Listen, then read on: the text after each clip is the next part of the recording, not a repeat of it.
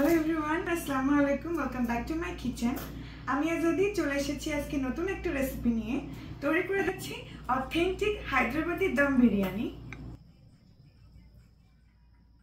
আজকে চেষ্টা করে দেখাবো একদম ঘরোয়া উপায়ে, ঘরোয়া উপাদান দিয়ে কিভাবে আপনারা দম বিরিয়ানি বাসায় তৈরি করবেন। আজকে আমার সেই রেসিপি থাকছে। তৈরি করে দেখাচ্ছি 2 কেজি মুরগির মাংসের দম বিরিয়ানি। তাহলে চলুন ঝটপট রেসিপিটা দেখে নিই। বিরিয়ানি তৈরি করার জন্য আমি প্রথমে কিছু মশলা গুঁড়ো করে নেব। এর জন্য এখানে নিয়েছি একটা কালো এলাচ, 1 টুকরো জয়ত্রী, 3-4টা লবঙ্গ, 3-4টা এলাচ, 2টা দারচিনি, একটা তেজপাতা, হাফ জয়ফল ও হাফ চা চামচ কালো গোলমরিচ, সাথে 1 চা চামচ করে আস্ত ধনিয়া ও আস্ত আমি শাহি জিরা ব্যবহার করেছি। এই সবগুলো মশলা আমি একটা মিক্সিং গ্রাইন্ডারে গুঁড়া করে নেব। আপনারা চাইলে এটা বেটেও নিতে পারেন, যেটা আপনাদের কাছে সহজ মনে হয়। যেই হাঁড়িতে বিরিয়ানি বানাবেন সেই হাঁড়িতে আমি চিকেন নিয়ে নিলাম। আমি এখানে 2 কেজি পরিমাণ মুরগির মাংস ব্যবহার করেছি আর এভাবে কেটে নিয়েছি। সাথে ম্যারিনেট করার জন্য আমি এখানে 2 টেবিল চামচ আদা রসুন বাটা ব্যবহার করলাম আর হাফ চা চামচ দিয়ে দিলাম শাহি জিরা আর দিয়ে দিলাম 1 কাপ পেঁয়াজ বেরেস্তা। 1 মুঠ দিয়ে দিচ্ছি আমি ধনিয়া পাতা কুচি। আমার ধনিয়া পাতাটা ফ্রিজের ফ্রোজেন ছিল, এজন্য সেটা ব্যবহার করেছি। সাথে আমি আরও 1 মুঠো দিয়ে দিলাম পুদিনা পাতা কুচি। 3 টেবিল চামচ থেকে 4 টেবিল চামচ মতো আপনারা এখানে ঘি ব্যবহার করবেন। ঘি দেওয়ার পরে আমি আগে থেকে যে পেঁয়াজ বেরেস্তা করে রেখেছিলাম সেখান থেকে আমি কিছুটা তেল উঠিয়ে এখানে দিয়ে দিলাম। এখানে 1/4 কাপ মতো হবে। 1.5 টেবিল চামচ দিয়ে দিলাম লেবুর রস আর স্বাদ মতো লবণ দিয়ে দিলাম। লবণটা আপনাদের পছন্দ মতো আপনারা অ্যাডজাস্ট করে নেবেন। এখন গুঁড়া মশলা অ্যাড করছি। দিয়ে দিলাম আমি 1 টেবিল চামচ ভরে মরিচ গুঁড়ো আর 2 চা চামচ করে ধনিয়া গুঁড়া আর জিরার গুঁড়া, সাথে 1/4 টিস্পুন আমি দিলাম হলুদ গুঁড়া। হলুদটা খুব কমই ব্যবহার করবেন, এতে ফ্লেভারটা আরও বেশি ভালো আসে। আর আগে থেকে আমি যে বিরিয়ানির মশলা করে রেখেছিলাম সেখান থেকে আমি ভরে ভরে 2 চা চামচ দিয়ে দিলাম। এখন দিয়ে দিচ্ছি আমি 1 কাপ ফ্যাটানো টক দই। টক দইটা দিয়ে আমি খুব ভালো করে এটাকে ম্যারিনেট করে নেব। মাংসটা যত ভালো করে মাখাবেন তত এর ফ্লেভারটা ভালো আসবে আর তত এটা খেতে মজা হবে। তাই যত ভালো করে মাখবেন তত এর ফ্লেভারটা বেশি ভালো লাগবে আর মাংসের ভিতরে মশলাগুলো খুব ভালো মতো ঢুকে যাবে। আমি এভাবে মাখিয়ে আমি ম্যারিনেট করে রাখবো প্রায় 1 ঘন্টার জন্য। সবথেকে বেশি ভালো হয় যদি 2-3 ঘন্টা ম্যারিনেট করে রাখা যায়, তবে আমি আজকে 1 ঘন্টায় ম্যারিনেট করে রেখেছিলাম। এখন যতক্ষণ মাংসটা ম্যারিনেট হচ্ছে ততক্ষণ আমরা চালটা প্রিপেয়ার করে নেব।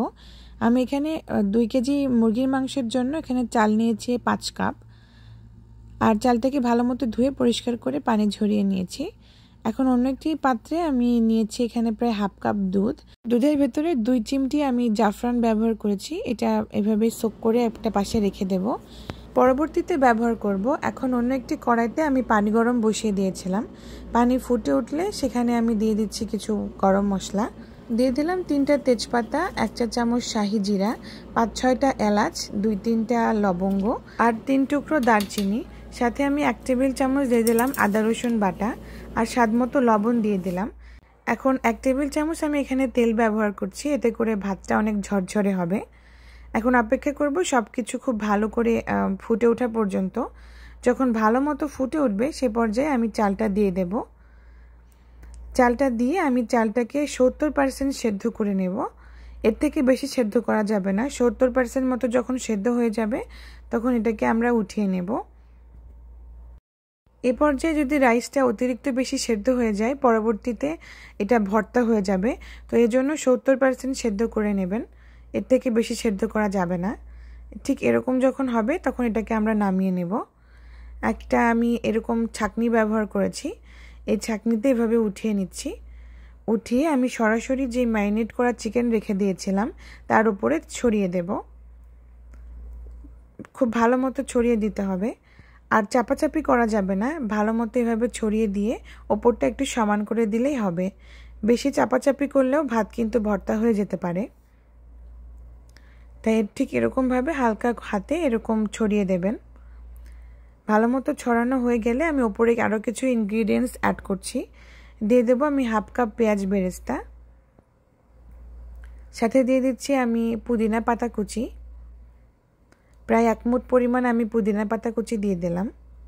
আর ফ্রেশ ধনিয়া পাতা কুচিও দিয়ে দিচ্ছি প্রায় 1 মুঠ পরিমাণ। এখন আগে থেকে যে জাফরানটা আমরা ভিজিয়ে রেখেছিলাম সেই জাফরানের দুধটা উপর থেকে অ্যাড করব। আর কোনো এক্সট্রা পানি অ্যাড করা যাবে না। এই হাফ কাপ দুধ আর চিকেন থেকে যে পানিটা বের হবে সেই পানিতেই চিকেন পারফেক্টলি সেদ্ধ হয়ে যাবে। এখন উপর দিয়ে আমি কিছুটা ঘি ছড়িয়ে দিচ্ছি, প্রায় 3 থেকে 4 টেবিল চামচ। এখন ঢাকনা দিয়ে ঢেকে আমি চুলাতে বসিয়ে দেব। চুলাতে একদম হাই ফ্লেমে এটাকে রান্না করব প্রায় 10 থেকে 15 মিনিট। 10-15 মিনিট পরে আমি চুলার আঁচ মিডিয়াম করে দেব, আর মিডিয়াম করে এটাকে রান্না করব প্রায় 20 মিনিট মতো। তারপর চুলার আঁচ একদম লোতে রেখে দমে রাখবো 20 মিনিটের জন্য। এর মধ্যে আমাদের বিরিয়ানি একদম রেডি হয়ে যাবে। এই তো দেখুন একদম বিরিয়ানিটা পারফেক্টভাবে রেডি হয়ে গেছে, আর নিচে একদম লেগেও যায়নি। তাই এভাবে ফলো করবেন। প্রথমে হাই হিটে কুক করবেন, তারপরে মিডিয়াম হিটে রেখে কিছুক্ষণ কুক করে দমে রেখে দেবেন 20 মিনিটের জন্য। এখন সার্ভ করার আগে এভাবে একটু উল্টে পাল্টে সব কিছু ভালো করে মিশিয়ে নিতে হবে। এতে করে সম্পূর্ণ ভাতের সাথে ভালো মতো মশলাটা লেগে যাবে আর খেতে খুবই দারুণ লাগবে। এই তো আমাদের দম বিরিয়ানি তো রেডি হয়ে গেল। এখন আমি প্লেটে সার্ভ করে নিচ্ছি। দেখুন কতটা ঝরঝরে হয়েছে, আর খেতে তো মাশাআল্লাহ অনেক মজা হয়েছে। চেষ্টা করেছি খুব সহজভাবে রেসিপিটা তৈরি করতে, যাতে আপনারা সবাই বাসায় তৈরি করতে পারেন। এখন আর হায়দ্রাবাদে যেতে হবে না হায়দ্রাবাদি বিরিয়ানি খেতে, এখন বাসায় তৈরি করতে পারবেন। আশা করি আজকের রেসিপি আপনাদের কাছে ভালো লেগেছে। ভালো লাগলে অবশ্যই আমার চ্যানেলটিকে একটা সাবস্ক্রাইব বা লাইক দেবেন। আচ্ছা, এবার আপনাদেরকে দেখাই মাংসটা কেমন সেদ্ধ হয়েছে। এই যে দেখুন একদম পারফেক্টলি সেদ্ধ হয়েছে আর খুলে খুলে আসছে। এখন এই মাংসটা দিয়ে ভাতের সাথে এটা মেখে খেতে আহা খুবই অসাধারণ। যারা এখনও বাসায় ট্রাই করেননি তারা অবশ্যই বাসায় ট্রাই করবেন, ইনশাল্লাহ সবার খুবই পছন্দ হবে। বিসমিল্লাহ। মাশাআল্লাহ খুবই মজা হয়েছে খেতে। দেখা হবে নেক্সট ভিডিওতে অন্য কোনো রেসিপিতে। আল্লাহ হাফেজ।